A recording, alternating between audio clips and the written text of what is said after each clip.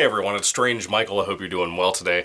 To start off this video, I am very congested today. I accidentally fell asleep on my couch last night watching a movie, and I'm like runny nose, coughing a little bit more than I had the last few days. It's been a little bit of a mess, so if I start to either lose my voice or to cough more by the end of this video, forgive me on that. Anyway, today we're talking about Scream 4, which is part of the Scream franchise and part of the reviews that I needed to do this week as I'm talking about the Scream franchise. I probably won't make it to see number 5 this weekend. Depending on what happens with the snow on Monday, maybe I'll think about trying to go out to the place, because apparently my work already canceled work on Monday. So, may or may not try to go see that next week. I don't know. Depending on how the weather looks. If it's bad, no. I'll just wait. I don't know when I'll get the chance. I might have to even eventually wait till it comes to DVD. And when I do that, I'll do my ranking video as well of all the films. But for right now, have not seen Scream 5, not sure if I'll be able to see it yet. But Scream 4, 2011. Yes, 11 years after Scream 3. Now, as you guys probably know if you've been keeping up with my reviews, I love the original movie. It's an amazing, excellent flick. The second film is a huge disappointment. I think it's probably the worst right now for me of the franchise. The third film I like quite a decent amount. It's still very disappointing in a lot of ways, but it has its positives more than the second film did. And I think this kind of carried on that trend of getting better over time. I only saw Scream 4 one time. It was in the theaters with my mom, and we were Scream fans, but we were both in the same boat of not liking 2 and 3 all that much. I don't think Wes Craven was a big fan of those either, because he directed this one again. Kevin Williamson came back to write again. And I gotta tell you, for the most part, I think this is a better movie than the sequels. I also think it's still disappointing. It's interesting, some of the things that it tries to do. To me, this is what Scream 2 should have been. Even if it was made back in 97. This is what Scream 2 should have been, and every sequel after Scream should have been like this. It's not this big trying to find a specific setting to make it look all cool, like the second film has the theatrical setting, the third film has the whole Hollywood Boulevard setting type of thing. You don't need all that. It's a slasher franchise. I know you tried to do something different, Craven, but this works better. Just the down-to-roots Woodsboro area under attack by some killer. This one is on the anniversary of the killings from the first Scream movie. And Sydney is on a press tour. Neve Campbell comes back to play her again. She comes back into town on a press tour, a book tour, really, because she wrote a book called Out of Darkness, and she's trying to sell that. She contacts Courteney Cox, a.k.a. Gale Weathers, who is no longer a journalist. She's actually married to Dewey. Of course, at the end of the last film, they got engaged.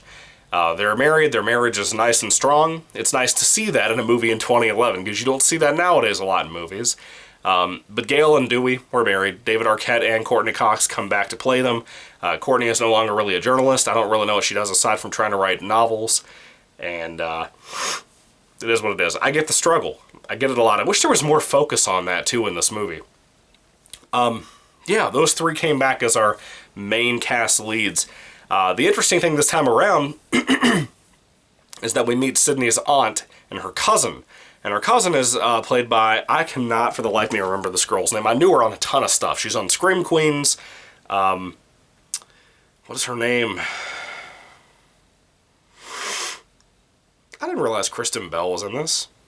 Wow. Hayden Panettiere is in this, by the way. Emma Roberts. I remember seeing her on Nickelodeon back in the day playing a guitar and singing in a room. I hated that show. But she was good. She's always been a good actress. I really do like her. And she steals a little bit of the show quite a bit in here. I do admire that. I think her performance is pretty good. And of course, our main 3, David Arquette, Courteney Cox, Neve Campbell, they're all good. Specifically, David Arquette and Courteney Cox, they really shine through the best in this movie, I think. This time around, the killer's motive seemed to be more of remaking or rebooting the original killings, you know? The theme of this movie is more about that, because of course at this time, the 2010s, from like 2005 onward, we had so many remakes in the horror genre. This film was really kind of mimicking that and mocking that. Their own films called the Stab movies that are parodies of the Scream movies within these movies. They're up to like Stab 7 or 8 now.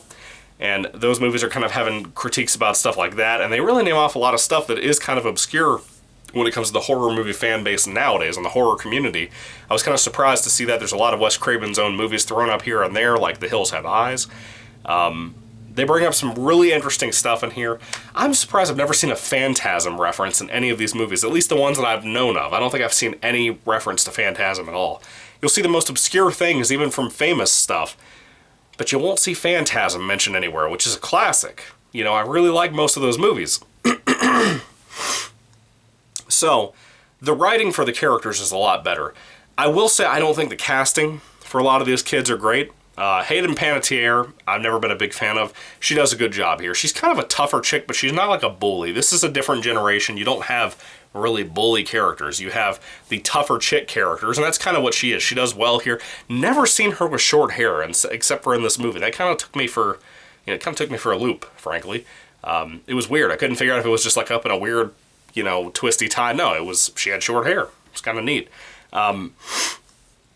She does well. I think she shines through quite a bit in the performance. There's a couple of guys that have this thing called a cinema club at their school. I really like them a lot too.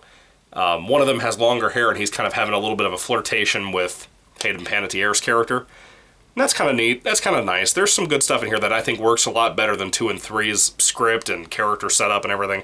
And even though I think the casting is a little weak, I do think that 2 and 3 had better casting, but had the worst scripts, and they had the worst dialogue and the worst events for setup. Cameos weren't that great. And here you have quite a bit of stuff. You have the girl that plays Rogue in X-Men. I don't know her name, but she's in here for a cameo. You kind of start off these movies with, a lot of the time, a kind of prologue type of thing. This one starts up with a parody of the Stab movies. Not really a parody, but the Stab movies being parodies of real-life movies called Scream that we're watching right now. Anyway, they do a thing like that, and it's pretty goofy, It's pretty goofy. And this film doesn't just ignore 2 and 3, by the way. This one includes everything. It mentions the original trilogy and stuff.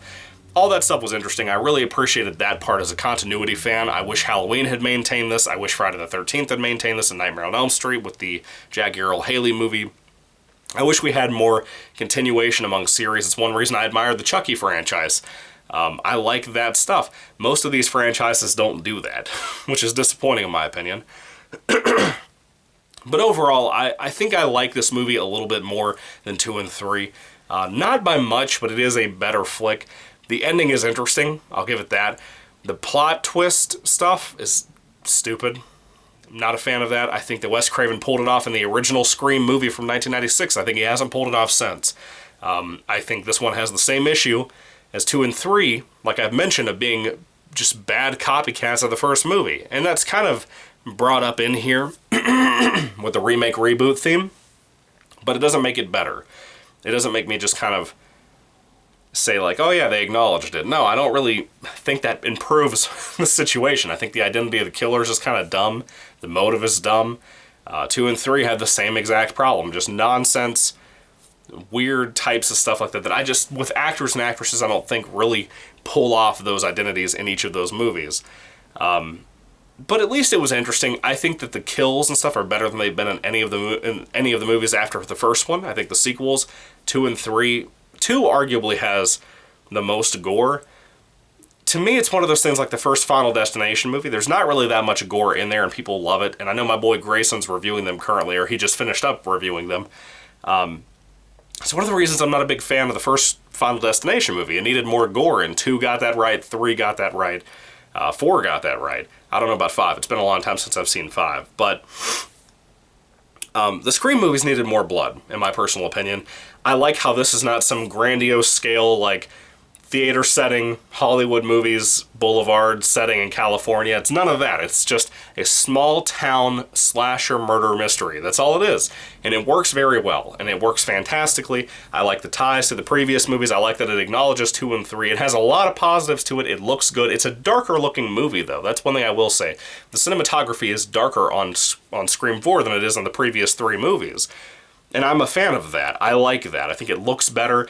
I think it fits better for this kind of tale, and I think Craven really nailed that. I have a lot more positives, as you can tell, to say about this movie versus the previous 2 that we've talked about.